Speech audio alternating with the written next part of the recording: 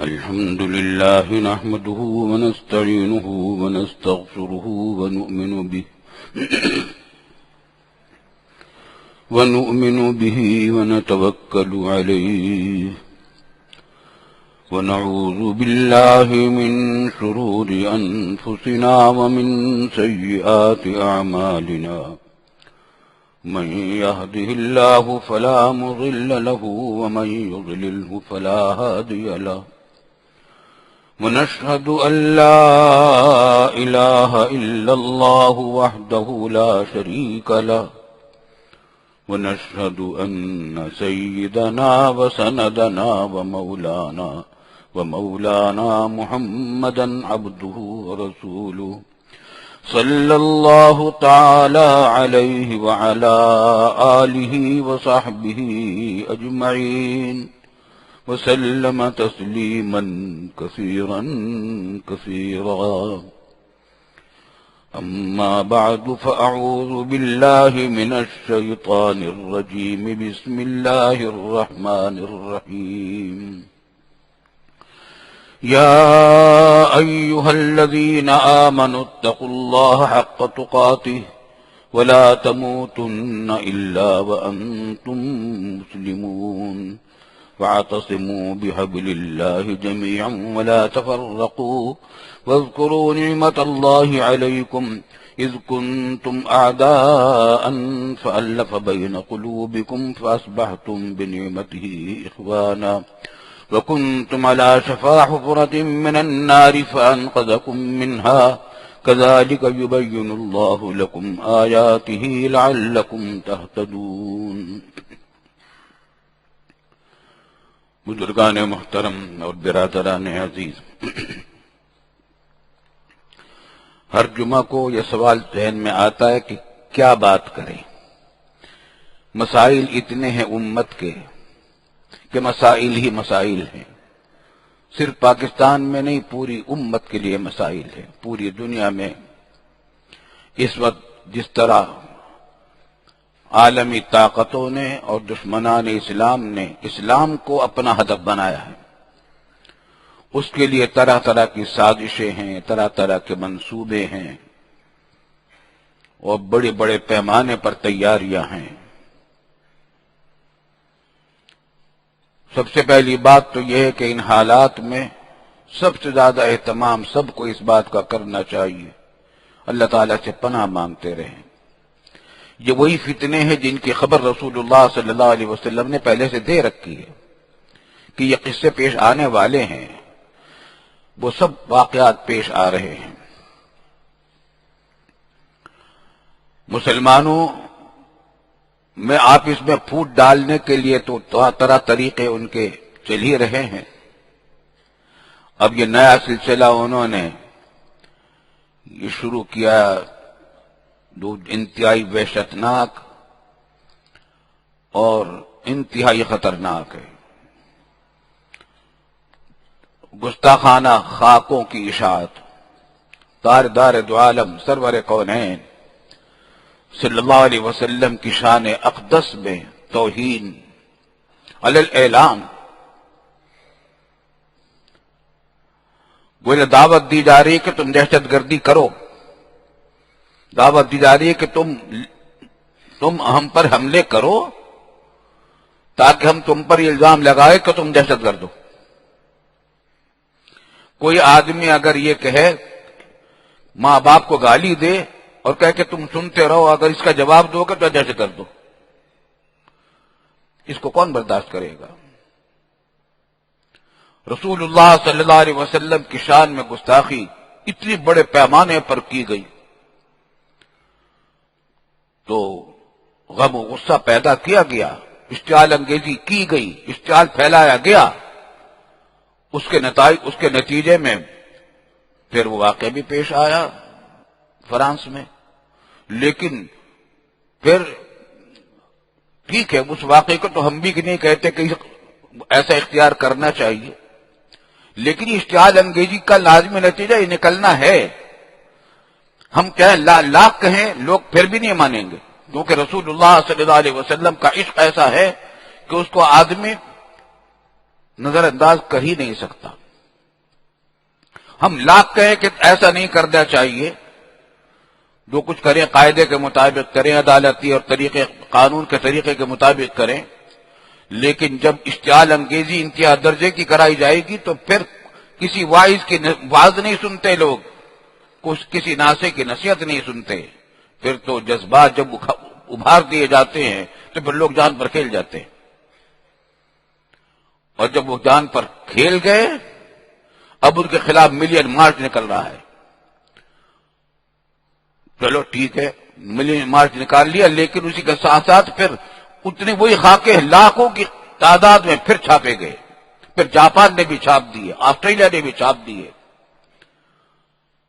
اس کو مسلمان کب تک برداشت کریں گے؟ کیسے برداشت کریں؟ لیکن اس وقت ایسا معلوم ہوتا ہے کہ محاذ بنایا جا رہا ہے اسلام کے خلاف. ساری طاقتیں مل کر اسلام کو اپنا نشانہ بنا رہے ہیں، اہل اسلام کو.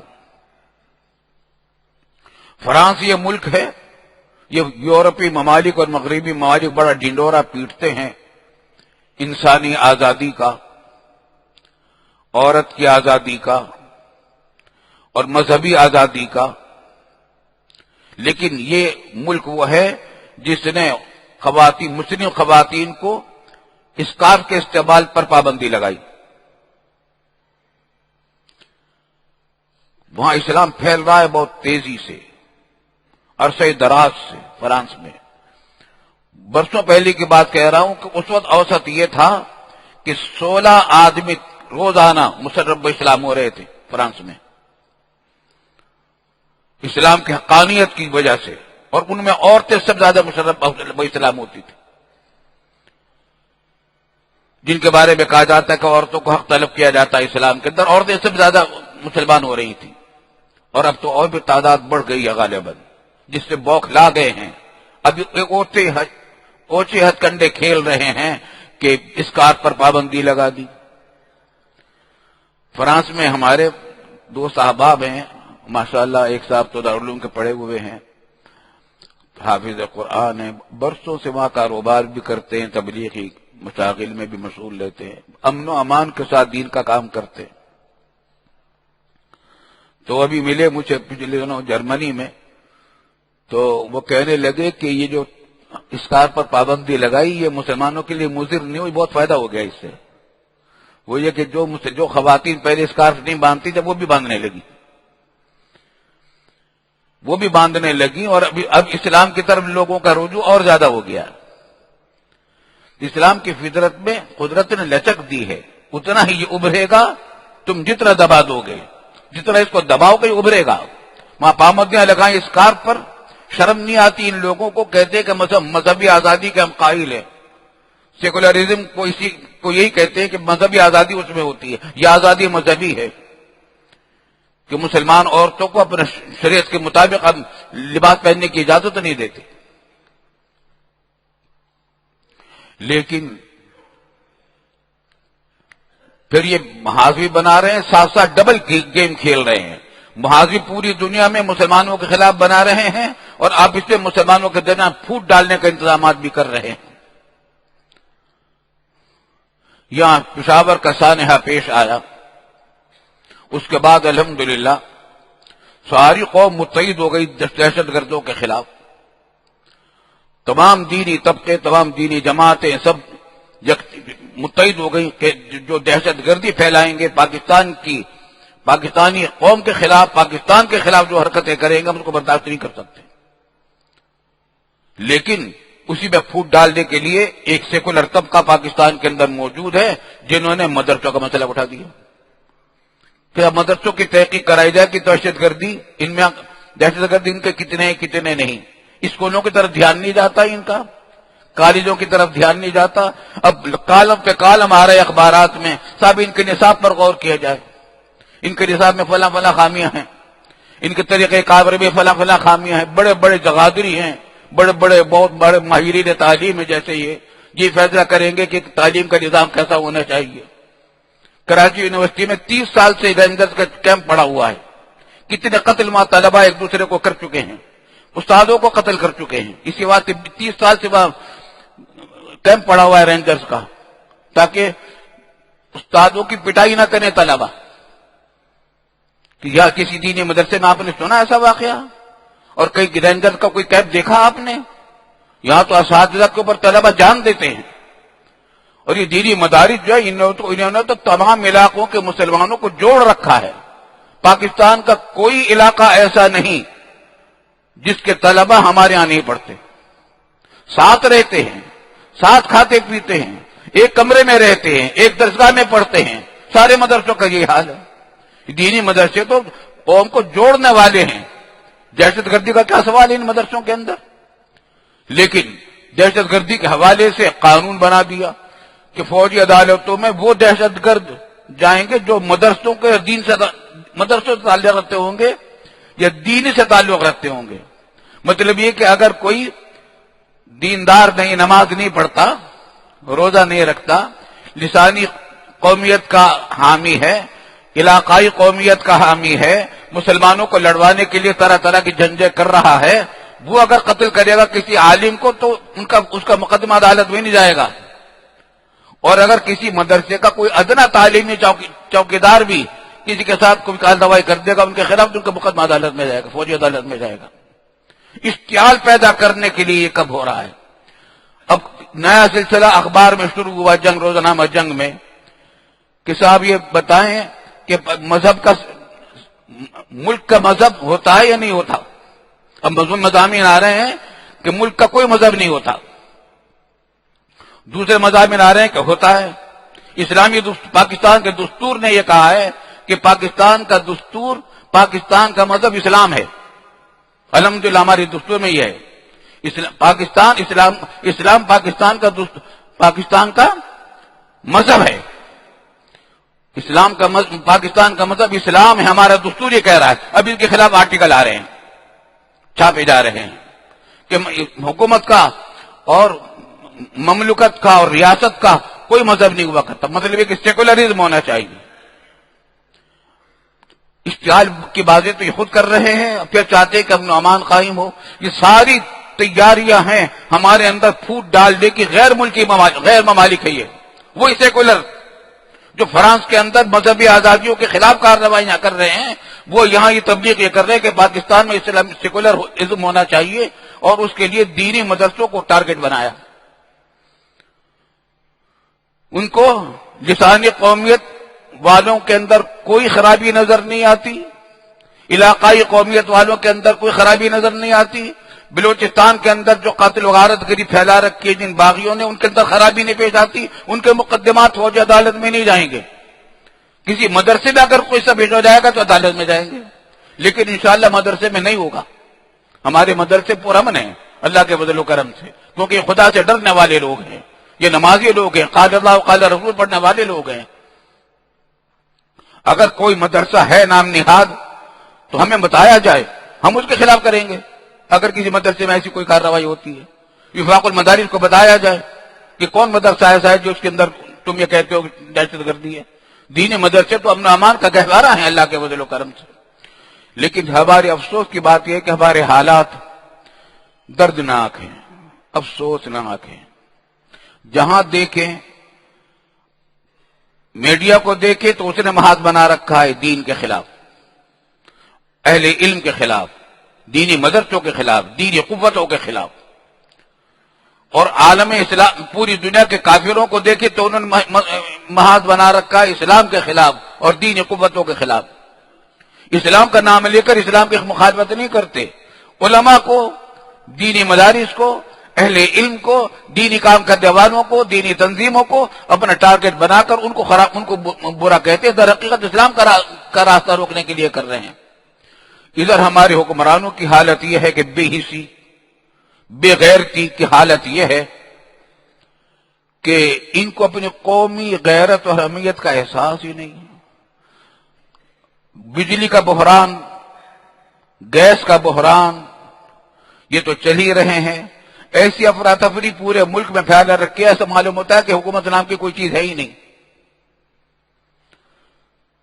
پھر یہ کہ ان کو سوائے دو کام کی ان کو سب زیادہ اہمیت ہے ان کے نزدیک. ٹائی بہت اچھی ہونی چاہیے ان کی، جب یورپ امریکہ میں جائیں تو ٹائی بہت اعلیٰ درجے کی ہونی چاہیے. جب کسی کوئی امریکی مہمان آئے، برطانیہ کا مہمان آئے اور اس کے استقبال میں جائیں تو ٹائی بہت اعلیٰ درجے کی ہونی چاہیے.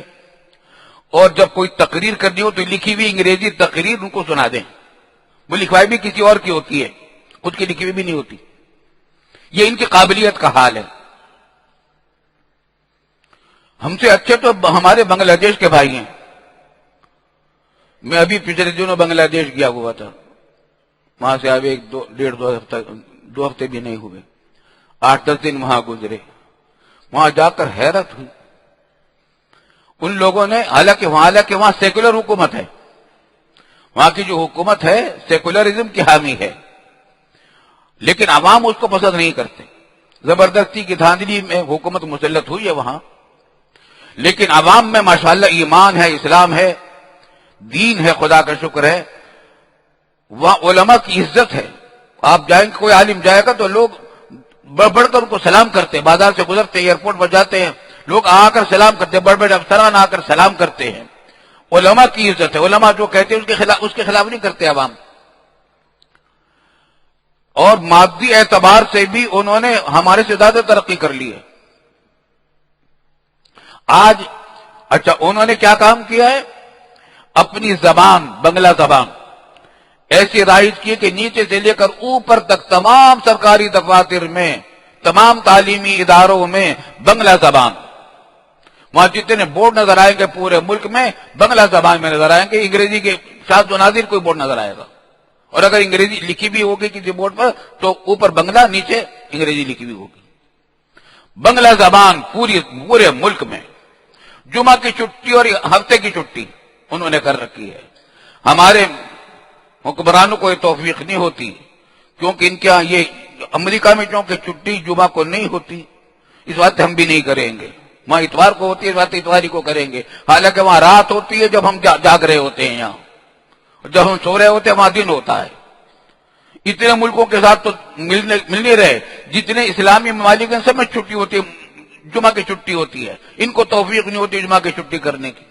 نتیجہ یہ کہ قوم میں انتشار ہے.